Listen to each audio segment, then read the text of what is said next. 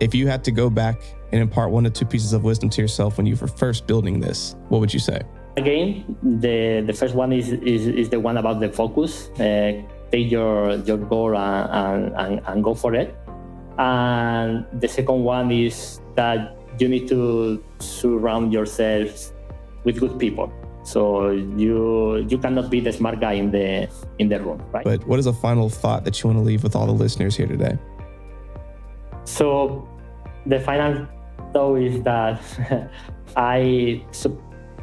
we were talking at the beginning that in 2014, I was thinking that it was too late for me.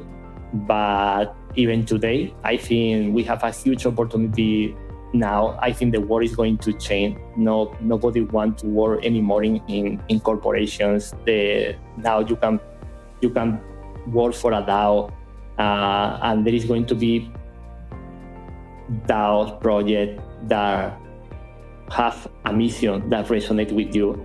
I think we are still at the beginning of all this.